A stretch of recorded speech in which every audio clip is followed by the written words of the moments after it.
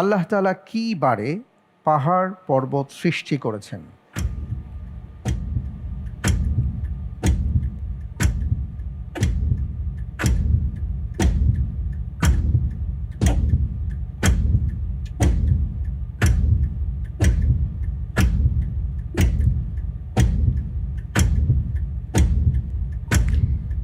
এটার উত্তর হবে রবিবার। রবিবার।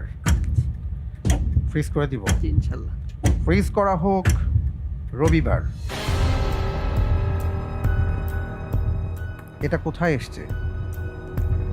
একটা হাদিসের মধ্যে এসেছিল যে জমিনকে শনিবারে সৃষ্টি করা হয়েছে, পাহাড় পর্বত রবিবারে, গাছপালা সোমবারে, আর মঙ্গল যে কল্যাণকর বিষয়গুলাকে